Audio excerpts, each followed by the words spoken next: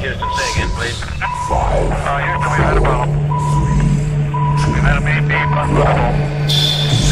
Roger, main B undervolt. Okay, stand by at 13, we're looking.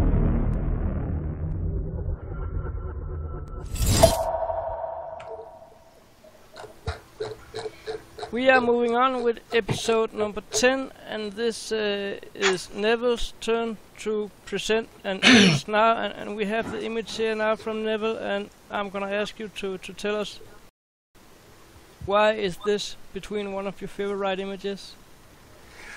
It's one of my favorite images because it's on the front of the mound there. You can actually see a head that's facing you. You know, you can see like it could be a dragon's head, or it could be a lion's head. You can actually see the eye, you can see the nose, you can see the mouth, but coming off it on the right hand side looks like a big claw or something, which is really strange, you know. Why would it be something like that hanging off the end of one of these cliffs, you know? It's really strange. Yeah. Plus, with the face as well, that's pointing towards you, you can actually see another face on the right-hand side of it, as if the face is made up of three faces. You've got a face pointing forwards, a face pointing towards us, and another face pointing towards the other side as well, you know. So when you move around it, you're like seeing a face, and then when you move around to the front it changes, but half of each face is part of the other face, you know. It's really strange, like. Plus that thing coming out the bottom, I actually zoomed in on it, and it looks as if it's like a claw, but it's got a hole in the middle of it with a pointy claw on the end of it as well, you know. Now when you move further back along, you can see on the top of the mound there, you can see a letter 5, where it looks like a 5, and then you've got and then you've got like a triangle with something inside of it. I don't know what it is, but then further along you've got buildings or statues going up the side. You can see like a curved one just as you go up to the white bit there, where it goes up to the next level, you know. You can see it. Now if you go up that slope and carry on further back to the hill that's in the background, you can actually see the stuff carved on the front of that hill as well, you know. I mean, you would have to zoom into it to see, but there's Are we looking at something like Mount Rushmore? Yeah, something like that, yeah. But it's like a collage of heads together. We've seen this before, haven't we, in other areas? Yeah. I mean, I've been over the whole lot. Like, I mean, I've got it as good as I can, but you find on all of these mounds, like, there's things carved on them, and there's faces, statues and things like that, you know. I mean, I found on one of these mounds that they're covered in like sheets, you know. They're like squares. You can see that they've been patched on. I don't know why. Maybe it was some kind of protection or a base to build stuff on, you know. Really strange. Yeah. But that's it then. That's all I've got to say about it. All right. Thank you. Okay. Yes. All right. Martini, will you have the first word? Okay, yeah, we had a look at these the other night, Neville and I, and I could. It's that area in the middle, you know, where you've got the white hill coming down, and if you follow the edge of that hill as it comes down in the centre of the picture, it's like a perfect profile of a dragon's head. It's beautiful, and next to it you've got this other head, and Neville's absolutely right, and he's picked up on all this detail that comes up over the top of the hill. And yeah, those sheets you were talking about, Neville, they look like tarpaulins covering areas, didn't it? As if it was either for protection, as you say, or you know, what could have been underneath them. It could be camouflage. Oh, really? Camouflage? Yeah, I actually think that large parts of the mountain, in some areas, was actually a military base. Really? Oh, yes. That's interesting. Yeah. Not only was there a load of ships along the bottom, but some of them are military boats. They're not just civilian craft.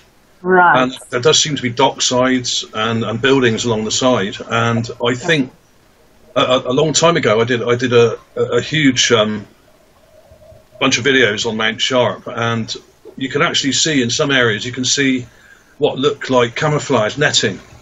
Yes, I agree. I found those. Yes. I have found some of those also. I remember. And there's also wires hanging down from various parts. Like there may have been some kind of transportation system to take you up the mountain, like a. Neville found some amazing ones. Yeah, like a chairlift. What are those things called? You go up a mountain in a sort of. Yeah. What are they called? A cable car. Cable car. Yeah, a cable car, yeah. I think there may have been a cable car system running up the side of the mountain. Possibly, yes. I mean, it would make sense. I mean, if they wanted to get up there quickly, you know, who knows? Yeah, who knows? That's a very good theory. Very good. All right. Billy, what's your thought on it? Yeah, these mounds are kind of amazing. They really appear to be lined up. If you look at the front of every mound, they almost appear like they're parked there, or they're lined up, or they were built that way. You can almost draw a perfectly straight line across from the bottom of the furthest mound straight to the other mound. You can see that they're lined up perfectly. In other words, these just don't look like random hills that were formed from wind and rain or whatever to form mounds or these hills. I think these were actually put here and created here in this exact lineup. Absolutely. Yeah, that's one of the things that really stands out to me, is that it's a formation, basically, is what I'm trying to say. And when you enhance the picture, when you really put a heavy contrast on it, you start to see that there's all kinds of things carved into the mountainside, onto the hillsides. And in some areas, it almost looks like you can look into, maybe that's the maybe I'm seeing behind some of the mesh, but there may be something inside of these mounds or these hills. It could be hollow on the inside, or there could be structures inside underneath. These could be 100% artificial hills or mountains lined up, built there just this way. They might even have been, in ancient times, they could have even been vessels that either flew around or went places, and maybe this is where they were parked, and the people who were there after that maybe turned these into a religious site. You never know. I mean, it could be all different types of scenarios that could have happened. They could have built a complete covering over these holy mountains. You know, you never know what it could be, but it really is an amazing image. And the thing, like I said, that stands out to me the most is the fact that they appear to be perfectly aligned. Yes, there's like a plateau between the two big mounds on the left, isn't there? There's like a flat plateau. Well, that's no way that is naturally formed. It just doesn't match anything else, does it? Correct. Not really. Doesn't. It's a really. Yeah. Also, if you look at some of these mounds, they look like hangars. Yes. In disguise, almost. And some of them have what look like entrances and I've noticed that. Yeah. Windows. Some of them have structures on top, like a roof. A lot of them a lot of them do look natural, but I wonder whether they've been disguised or perhaps they've been airbrushed. Yeah. Well, yeah. Comment for that is it's amazing what you can do with some sand colors to hide stuff, you know. It's easily done. Yeah, very easily, and that's why we are here, because we wanna tell the people in this world what we are seeing and what we can find in these images that we believe are the truth about Mars, the real truth, and not the truth that NASA has presented so far from now. So this is great that we are all gathered here together, and this is a great image from Neville. Is there any one of you who want to add anything more to this image? Another thing I might add also is another reason I think it may be a military base, or at least part of a military base, was that in some parts along the edge of the mountain you can see craters, and they're the same distance apart, these craters, and they look like bomb craters. It looks like it was bombed. Now, when bombs are dropped, they're generally dropped in patterns, and you get a long line of bombs. And you can actually see down the side of Mount Sharp in some of the earlier Mount Sharp images from the first month or so. Yes. You can actually see these craters all in a row, and I spent ages trying to work out what they were, and I think they're bomb craters. Wow. And a lot of these so-called mounds on the side of Mount Sharp look to be bunkers or hangars of some sort. Yes. Heavily armoured with concrete. Right. Yeah, we have seen a lot of stuff, as you just described, heavily armored with concrete and in the mountains around many souls shared from NASA's homepage. Do you think it could have been that these craters, Joe, could have been caused by a bombardment from the air? Yes. If it was a military base and there was a war there, then it would have been a target. Absolutely.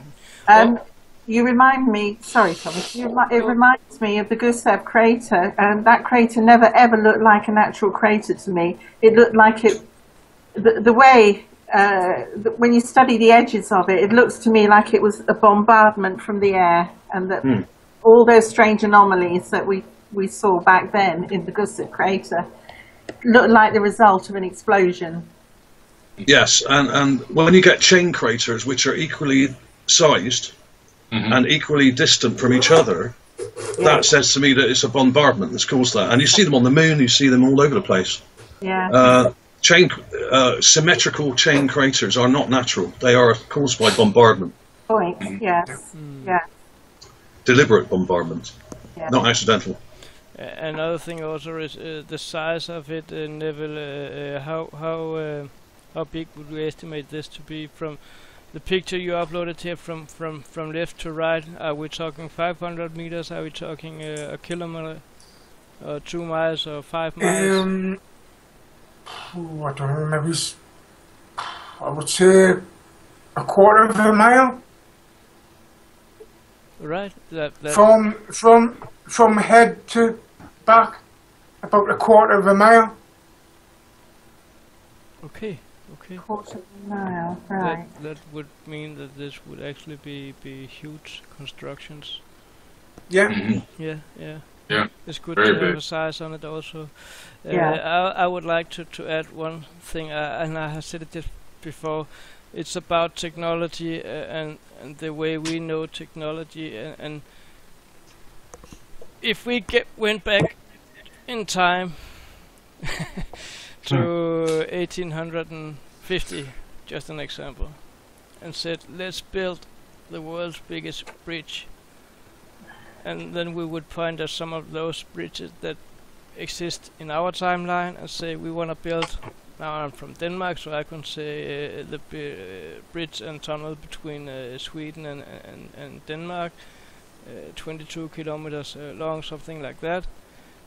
People in 1850 would say, are you complete out of your mind? That's not possible. Yeah. Because that would be something that is way out of their hands, seen from a technological perspective. And I think this is the same when we are looking at constructions and mountains on Mars and see how they are carved and shaped, and then we realize that this actually building we are looking at is about 1.5 kilometers or a mile wide, and then people back out and say that's not possible. Chill out. Well, it is now. It is now because they're doing it in Dubai, aren't they? They're building islands and putting houses on and things like that. Yeah. So we are doing it now. So these mountains could be man-made. Could be built. You know. I think a lot of it is constructed, and the thing is, there's lower gravity there. They've got approximately about half the gravity that we have here. Yeah. Yep. Yes. So it would be possible to build extremely large constructions with much more ease than you would down here on Earth. Exactly. And this goes for the Moon. This goes for lots of other planetary bodies where you see massive structures.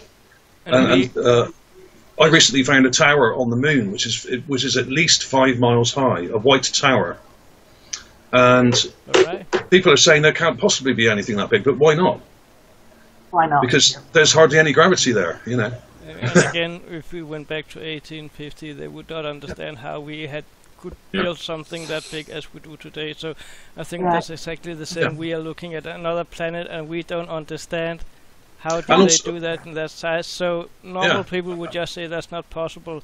And then the next word from normal people would be, it's probably just rocks, you know, because they don't have brain capacity to realize how it all is stitched together. Sort of. You've really got to take everything you were taught at school and then throw it out the window and start again. Really. Yes, exactly. Because we're looking at another planet with lower gravity and very different conditions.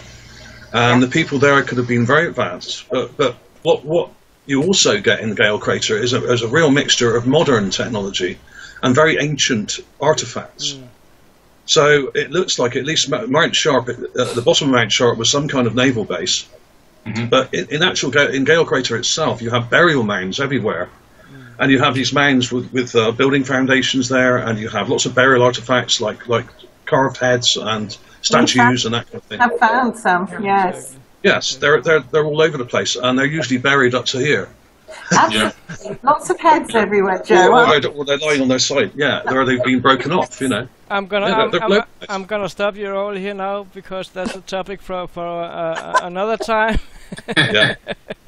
But I would say thank you to Neville for showing us one of his favorite images. That was an awesome one. I thank you for all the thoughts you can give us on it. That was the end of episode 10, and next episode is 11, where we are looking at Martinez's picture. Thank you for now.